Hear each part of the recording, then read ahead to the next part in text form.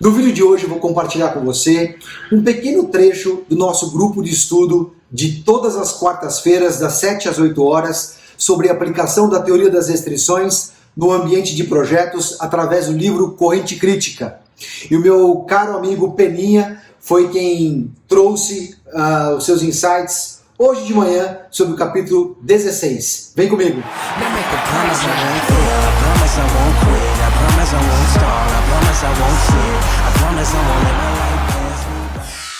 Bom dia a todos mais uma vez. É um enorme prazer tê-los aqui novamente, com o objetivo de nós darmos continuidade ao nosso estudo do livro Corrente Crítica. Especialmente hoje nós estamos no capítulo 16. Quase que eu erro, Peninha. Tive que dar uma respirada, né? E o nosso caro amigo Peninha é quem vai fazer a gentileza de nos trazer essa explanação. Então, meu caro Peninha, por favor, fique à vontade, bom dia. Vocês estão vendo aí a apresentação? Perfeitamente. Estão vendo bem? Sim, senhor. Beleza. Vamos lá. Eu vou, na realidade, esse capítulo, o capítulo 16, ele é uma continuidade do capítulo 15. Então, para que a gente possa pegar o contexto como um todo, eu vou dar uma breve resumida no que a gente falou no capítulo 15 e depois entro no capítulo 16. Né? Então, para dar uma relembrada, o capítulo 15 é o capítulo onde o Rick, o Johnny, o Jim e a Charlene, eles estão discutindo os conceitos da teoria das restrições face a uma apresentação do Johnny. Né? Então, eles discutem esse conceito, então, e aí o Rick, ele começa a aceitar esses conceitos que ele não estava aceitando originalmente, e aí vê uma grande oportunidade de resolver o enigma que ele estava tratando nas aulas dele no ambiente de projeto, aplicando os conceitos da teoria das restrições, principalmente as 5 etapas, que é identificar, explorar, subordinar, elevar e aí voltar ao primeiro passo. Então, ele identifica essa oportunidade e aí também o Johnny, ele explica, ele começa a fazer uma analogia do conceito do pulmão, certo? Falando sobre uma tropa, de prender né? De manter os soldados unidos através de uma corda, de forma que ele não tenha dispersão e, com isso, ele não tenha o lead time muito alto entre o primeiro soldado passar num ponto e o último soldado passar. Então, ele teria aí o menor lead time. Então, eles começam a discutir esse conceito. Então, o Rick começa a identificar, e aí o capítulo termina, certo? O Rick vendo uma oportunidade real de utilizar esses conceitos, certo? Para resolver o enigma, né? Do problema que ele está tendo na aula de gerenciamento de projeto, certo? Para um ambiente de projeto. Certo? Ele só teria que achar os mecanismos apropriados. E aí termina o capítulo 15, os dois, né, ele pensando de qual seria o gargalo do projeto, como escolher o pulmão do projeto. Então, ele termina o capítulo 15 nesses pensamentos. Né? E aí, então, aí nós vamos para o capítulo 16. Né? O capítulo 16 já muda o contexto, então o capítulo 16 começa com o Rick, junto com a equipe da Gina Morin, discutindo a aplicação desses conceitos num projeto que é o Modem A226. Né? E aí ele está com a equipe da Gina Morin, que está conduzindo esse projeto, que está participando das aulas dele. Então, ele começa a discutir como a aplicação, né, qual a definição dos pulmões, como utilizar os pulmões no ambiente de projeto. Então, qual é o cenário da reunião? É um cenário completamente diferente da reunião do capítulo anterior, em que o Rick estava completamente desmotivado. Nesse capítulo, como ele está numa reunião, fazendo uma apresentação dentro da Genomodem, ele identifica, né, que o Mark, a Ruth e o Fred, né, que são os responsáveis aí pelo projeto do Modem A226, estão bastante entusiasmados com o desenvolvimento da solução de redução dos tempos da tarefa, né, que tinha sido discutido na aula anterior. Então, eles estão discutindo esse assunto, como fazer isso, uma vez que eles identificaram, até provocado pelo próprio Rick, que as pessoas tendem a passar o tempo de realização de uma tarefa com muita folga, com muita segurança. Só que eles também eles começam a identificar, né, que essa solução é quase contrária à natureza humana. Então, o ser humano ele tem dificuldade de sair da zona de conforto. Então, a redução dessas folgas para colocar no cronograma do projeto tem uma reação muito contrária das pessoas, de não querer tirar a sua segurança, não querer sair da sua zona de conforto. Então, eles estão nesse impasse.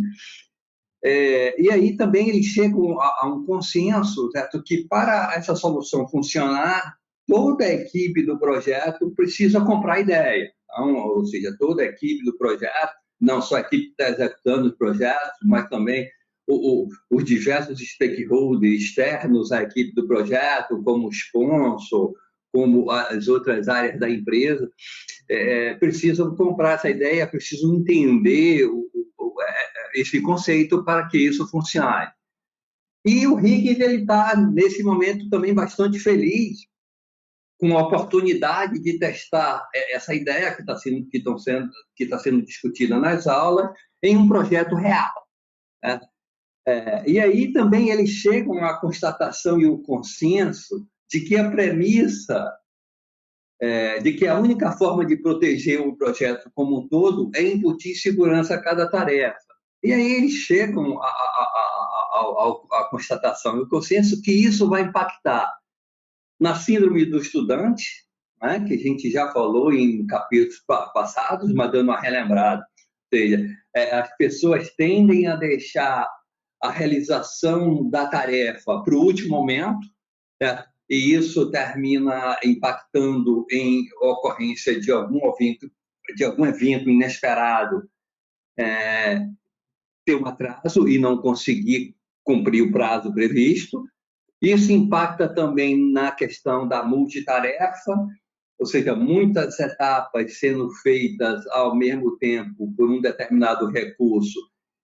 Ele tende a fazer uma segregação das etapas, tende a atender quem grita mais, e isso termina tendo uma ineficiência muito grande, na medida em que a pessoa está fazendo a tarefa, para de fazer, começa a fazer outra, para de fazer, vai fazer outra, e aí quando volta para fazer a primeira, ele precisa, para retomar do ponto onde estava, ele tem uma ineficiência de forma a conseguir e poder entender o que é que estava sendo feito para dar continuidade. E também eles chegam à conclusão de que, no caso de projetos especificamente, os atrasos que ocorrem nas tarefas, eles se acumulam e o avanço, não, eles são perdidos, né? E aí que é justamente o conceito da lei de Parkinson, né? Então, as pessoas não são estimuladas e não têm nenhuma vantagem de entregar as coisas antecipadamente, e não entregam, mas o que acontece quando é impactado pelas outras duas anteriores, esses atrasos eles terminam, se acumulam e são perdidos. Então, eles chegam a essa conclusão no decorrer aí da discussão, da implantação.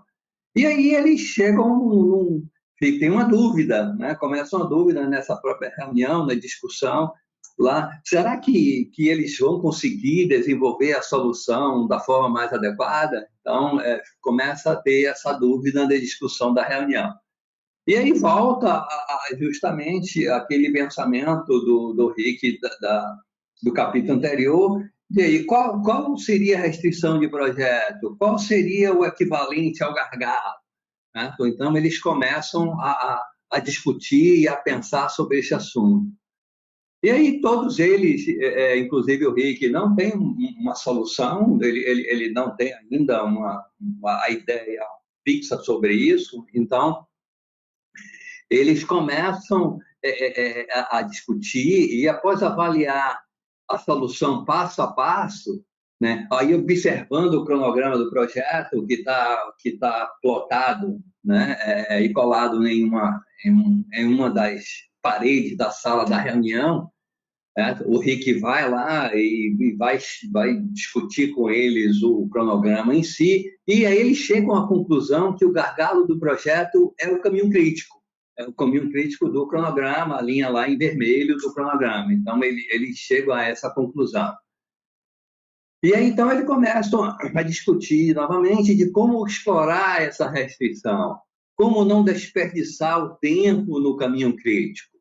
Tá? Então, eles começam a ter essa discussão de, né, como explorar essa restrição para ter uma melhor eficiência e também como não desperdiçar o tempo ganho no caminho crítico, certo? De forma que os tempos perdidos no caminho crítico vai impactar diretamente no atraso do projeto.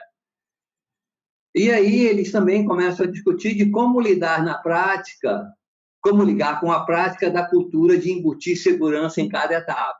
Certo? Como tratar esse assunto. E aí, depois de várias discussões, eles chegam à solução de retirar a segurança de cada tarefa e colocar o somatório do que foi retirado, tá, ao final da corrente crítica, né, que eles chamam de corrente crítica. E aí eles chegam ao conceito do pulmão do projeto, que é justamente essa figura que está lá no capítulo do livro. Então, vamos tirar todas as seguranças de cada tarefa, né, e vamos, então, colocar essa segurança ao final do projeto como seja um pulmão coletivo, né? Um pulmão que vai estar absorvendo os impactos de atraso em cada tarefa, uma vez que essas tarefas já não têm mais tempo de segurança. Eles estão lá no tempo desafiado de executar cada tarefa.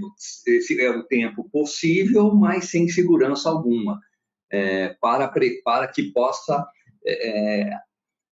absorver qualquer risco que possa acontecer ou qualquer imprevisto que possa acontecer na realização da cada tarefa. Então, esse pulmão no projeto passa a ser um pulmão coletivo de todas as etapas do projeto. Só que ele também começa a discutir, não, mas é muito tempo o que eu estou adicionando ao projeto como um todo. Então, fica essa discussão, e aí a discussão, então o líder do projeto, que é o Mark, começa a dizer, não, eu não vou conseguir convencer, né, a diretoria em fazer toda essa de colocar toda essa segurança no projeto. Aí tem essa discussão e aí vem novamente uma nova ideia.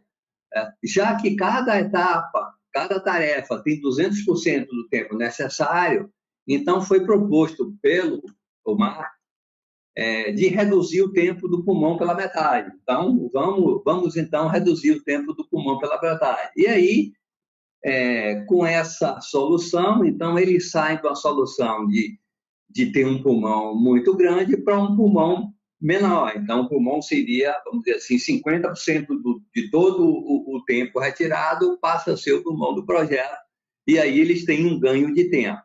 Então, essa é a primeira, vamos dizer assim, grande descoberta deles para a aplicação desse conceito aí no conceito da teoria da restrição no ambiente de projeto.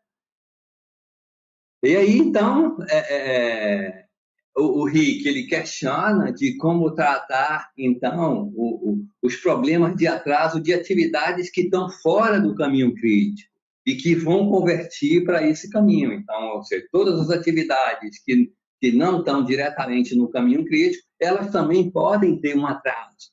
Né? Então, e aí, se ele atrasar, ele vai impactar diretamente no caminho crítico. E aí, então, foi proposto novamente a inserir um pulmão de convergência. O que seria esse pulmão? Seria um pulmão para absorver qualquer atraso de uma atividade que vai impactar diretamente no caminho crítico. Então ele teria um pulmão de convergência para evitar que o impacto de uma tarefa que esteja fora do caminho crítico possa impactar diretamente no prazo do projeto. E aí, então, essa solução é uma forma de proteger o caminho crítico de atraso nos caminhos não críticos que convergem para o crítico, e mesmo ele chegou à conclusão que mesmo que ocorra um atraso em um desses caminhos não críticos, a data de conclusão do projeto fica protegida, porque, além disso, ele tem o pulmão do projeto que pode absorver algum atraso específico de algum caminho que não esteja diretamente no caminho crítico. Então, eles chegam à conclusão e chegam a essa solução de colocar um segundo pulmão, que é o pulmão de convergência. E, no final do capítulo, eles também chegam à conclusão de que, para evitar que o recurso do caminho crítico não esteja disponível no momento planejado para que ele execute a tarefa, então foi sugerido criar o pulmão de recurso. Tá? Então, esse pulmão de recurso ele está diretamente ligado a evitar a questão da multitarefa, tá? Que possa estar ocorrendo no projeto de uma forma geral. E, ao final do capítulo, termina todos entusiasmados com a possibilidade de implantar na prática esta solução no ambiente de projeto. Então, essas são, vamos dizer assim, os grandes contribuições do capítulo em si. E aí, então, eu abro aí para as discussões. I'm so proud of you and I just want to share the love. I'm so proud of you and I just want to share the love.